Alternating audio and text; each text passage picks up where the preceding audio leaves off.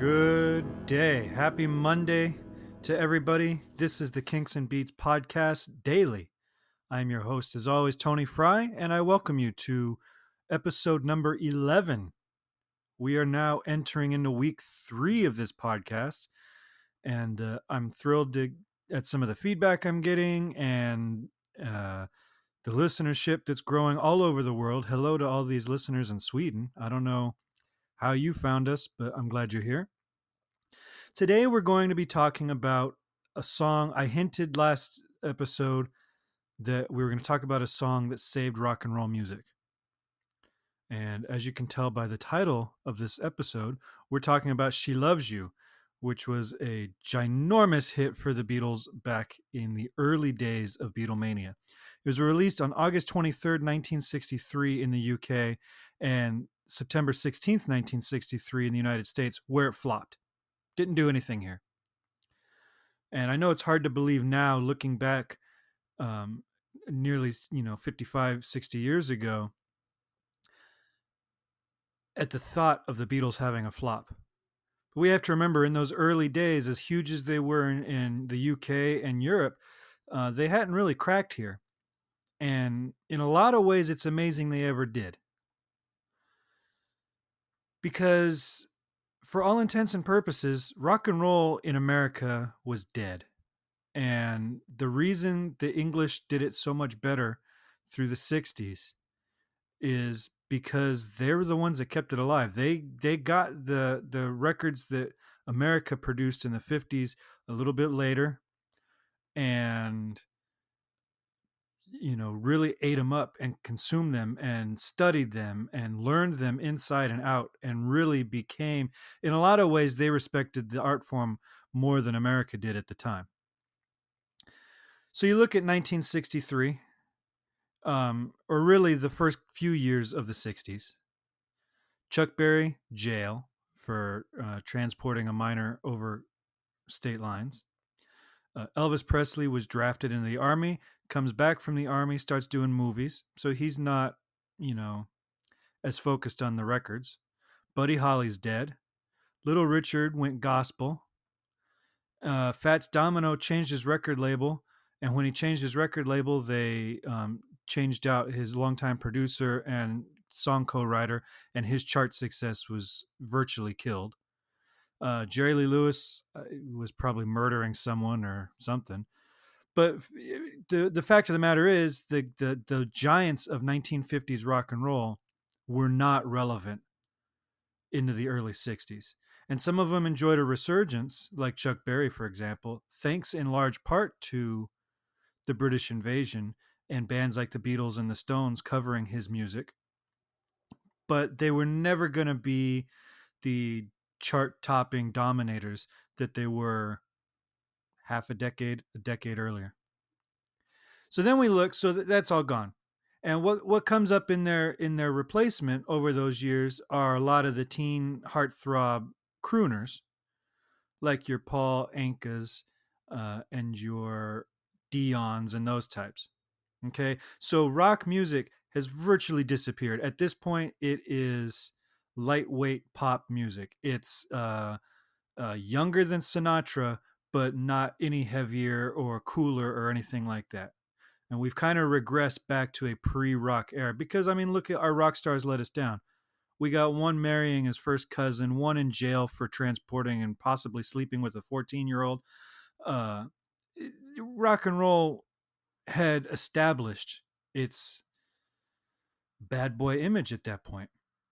So then you look at the top songs of 1963, which was, the Beatles are trying to break into America, and these are your top 5 songs of the year.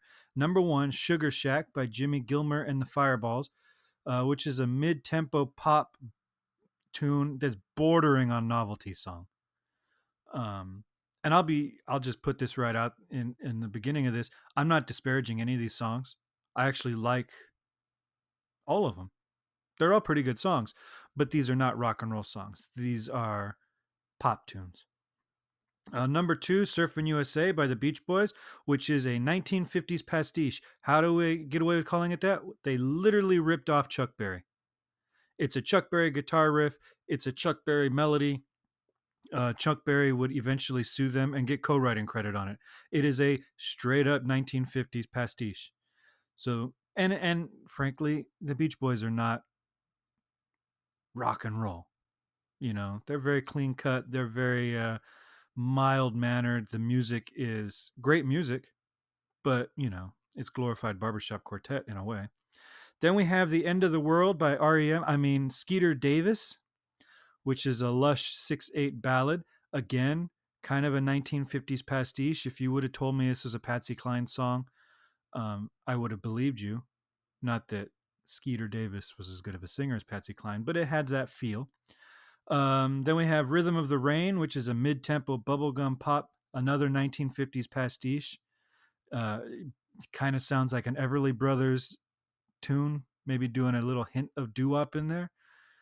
And then rounding out the top five is He's So Fine by the Chiffons, which is just an average girl group track. As far as the girl groups went, there were a lot better tracks floating around in the early 60s and into the mid 60s. And the Beatles were listening to all of them. Obviously, one of the Beatles listening, He's So Fine, a few times because he would um, subconsciously plagiarize it 7 years later for My Sweet Lord. And then it comes the Beatles. Okay. And you have to remember, I know this is the Kinks and Beats podcast, and the Kinks are this amazing rock and roll band, raw energy and everything. But this was the hit first. And listen to this song again on your headphones full blast and pay attention to the bass drum and the bass guitar, which were mixed louder than anybody had mixed them at all before. Okay. Then go back and listen to any of the songs I just listed and see if you can even hear a bass drum. The fact is, a lot of the guys that started in early rock and roll, a lot of those guys from the 50s were session guys who were doing a lot of jazz gigs and stuff like that. And they weren't necessarily rock and rollers. You know, it's like uh, these guys were just called in to play the song, and it was just assembly line record production. And in jazz, you don't attack the bass drum as much. The bass drum is there for a little bit of support on your crashes and stuff. But in jazz, you're not doing the boom, boom, boom, boom, boom, boom, boom. You know, that just wasn't a thing that had become in rock and roll. And so Ringo comes around, and a lot of drummers of his generation and from Europe comes along, and he is pounding that bass drum like crazy because his is born out of more of the skiffle stuff, obviously, but it's not born out of jazz technique, right? Ringo wasn't brought up in that tradition. He wasn't listening to those records and everything. So the bass drum is a lot more prevalent in this song, more than any other song that was in the top of the charts preceding it. And bass guitar as well. Although this is not one of Paul's most inspired bass lines, it is pretty high in the mix. So that gives it a heavier sound. And if you put it on right next to Sugar Shack or Rhythm of the Rain, this is heavy metal. And it's hard to remember looking back at it today what a drastic difference this was from its contemporaries, right? This does not sound like Black Sabbath now, but in 1963, this was the difference between Metallica and the Backstreet Boys, literally. Um, so it's a heavy, heavy, heavy recording, and it's filled with excitement. And obviously, I Want to Hold Your Hand becoming a hit in America led the way for She Loves You to become a hit afterwards. But I Want to Hold Your Hand, as great as it is, and as it's a good rock song, is a little bit more accessible. And so She Loves You kind of needed that introduction where, you know, they recorded it, and then you've got this really accessible, solid rock tune, and I Want to Hold Your Hand. And then they can go, oh, hi, we're the Beatles. This is I Want to Hold Your Hand. Now listen to this. And now that we've kind of amped up the energy, you know, we can go from 8 to 10. But releasing She Loves You first was like going from 3 to 10. And it was just, you know, it would have been surprising if it had become a hit in America upon release. So it does eventually hit number one in America. Beginning on March 21st, 1964, it spent 2 weeks in the top spot, 6 months after its initial release. Remember, it was released in America on September 16th. It doesn't hit number one till March 21st. And it was one of the five songs that took the top five spots on the Billboard charts, which was the first time that had ever happened where one band had all five of the top five songs at the same time. This was one of those songs, and it ended up um, squeaking its way up to number one eventually in March. So, one thing that I always found impressive about this song, and I wanted to do a little music theory analysis on this one, but then I changed my mind and decided let's just look at the lyrics. Not the most groundbreaking lyrics. She loves you, yeah, yeah, yeah. She loves you, yeah, yeah, yeah. She loves you, yeah, yeah, yeah, yeah. Okay? That's your intro. It is kind of clever how this song is a love song, but a third person love song, right? The singer is talking to somebody about somebody else. So it's not as personal as most love songs were. But what's cool about this tune is you can make the argument that there's not really a chorus. Okay? And hear me out because I don't think I'm not 100% decided if I actually believe my own argument. But we open with the "She loves you, yeah, yeah, yes." That's the intro. That's nothing. It's a hook. It's a great hook. It gets you right into the song immediately. That was something that you didn't hear a lot of at the time. With they're essentially opening with the chorus, but we don't know yet that that's not the chorus. Then we get the verse. You think you've lost your love. Blah blah blah blah blah. And then the next stanza, she says she loves you, and you know that can't be bad. Yes, she loves you, and you know you should be glad. Now, we could call this the chorus, or we could call it like a B section of the verse. So the one verse is actually two stanzas long.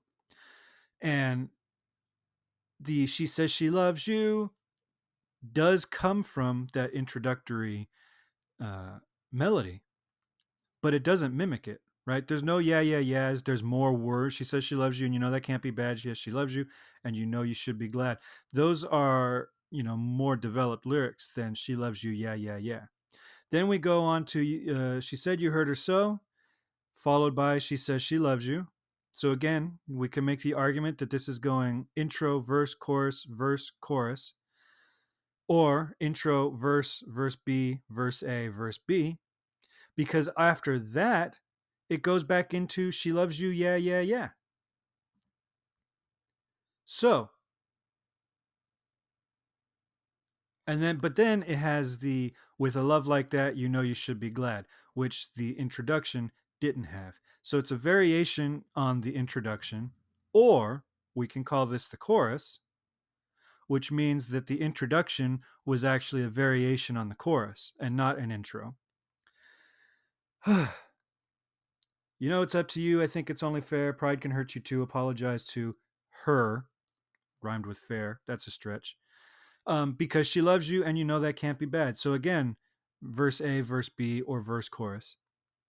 And then we go to the outro, which is "she loves you, yeah, yeah, yeah. She loves you, yeah, yeah, yeah. With a love like that, you know you should be glad," which mimics what happened in the middle of the song.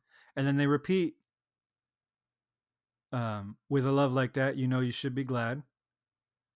With a love like that, you know you should be glad." Typically, you do those repeats over the chorus.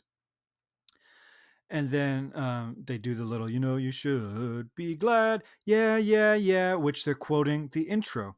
So listen up.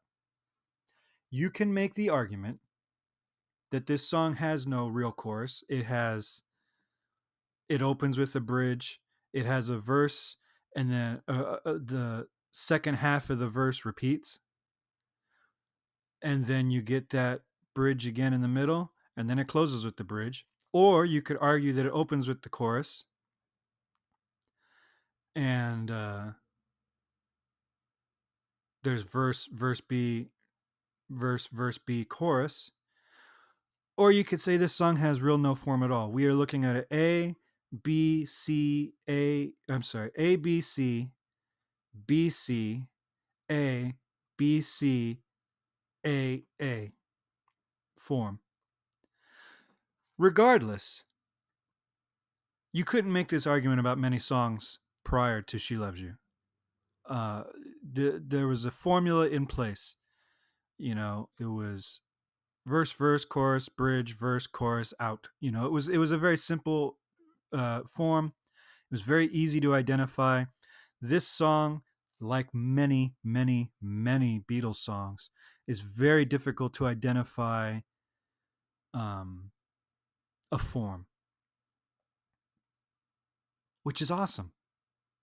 And the fact that they can get away with it in 1963 when they don't really have the power that they would have in even 1964 or 5 is really amazing. And it's a testament to how good the song is.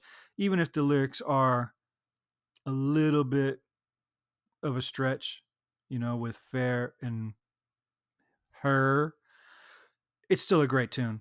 It's got a great rhythm section. The rhythm guitar work on it is super heavy. The bass and drums, like I said, this is a good tune. And they end it with a 6 chord. So this song, on top of the yeah yeah yeahs, which are quintessential Beatles, and a lot of the ooh, which is quintessential Beatles, they also end on a 6 chord, which would not be the only time they do that. So here's a regular chord. I'm going to do an A chord. All right. So you have your root, your third, and your fifth. And that's it. 3 notes. And you can stack them in whatever order you want. A 6 chord adds another note to that chord. So anytime you have a chord that has a number after it or some kind of alteration, it's let me backtrack. Skip the alteration part. Anytime you have a chord that has a number after it, you are adding that scale degree to the chord.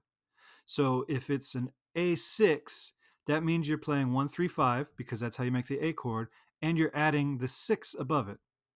An A7 has the 7th above it. An A13 has a, you know. So anytime you're adding, you have numbers to it, it adds to the number of notes in that chord. Okay, so we have our A chord, just a standard 1, 3, 5, and then you add the 6.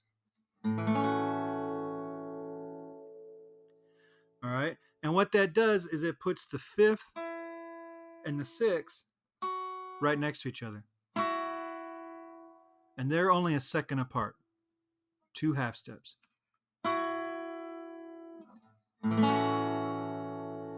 And so that's what the Beatles decided to end on. That's apparently a suggestion by George Harrison. George Martin thought it was corny, advised them not to do it. They overruled him, and now it's part of the legendary sound of the Beatles. The 6 chord.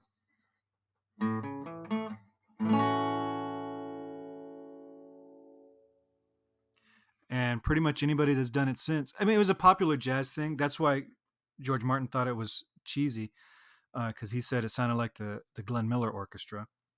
And you'd get that a lot back in those days. But every rock group that's ever done it since can trace it back to this song. So that's She Loves You. It saved rock and roll. It brought some energy back into it. It made it loud and you know,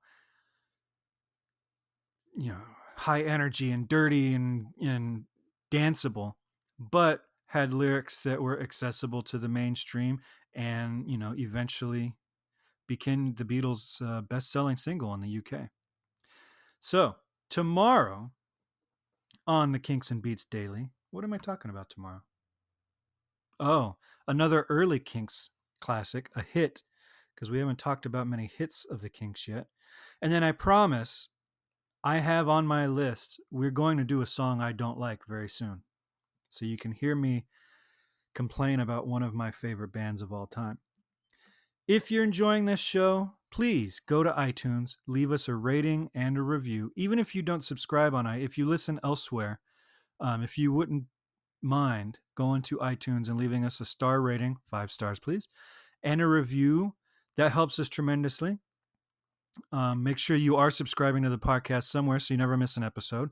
And as always, you can swing by herohabit.com to stay up to date on this episode, some Kinks and Beatles related articles that I've written, as well as join one of our groups. And if you want to be included in this show, leave me a message. There's an American number, 925 494 1739. You leave a message there, tell me your first name, where you're from, and you can talk about your favorite Beatles or Kinks song or your least favorite Beatles and Kinks song. Doesn't have to be one we've already talked about. If you pick a song we haven't talked about, I'm going to hold on to those messages and play them on the future episode. And if you do want to talk about one we've already talked about, go ahead and leave that message and I'll still play it on a future episode. But it'll be sooner than later. All right. That number again, 925 494 1739. I'd love to hear from all you guys and hear what your favorites are or why you dislike She Loves You, if you're going to take that hot take. All right. I will talk to you tomorrow. Thank you again for listening. Have a great day.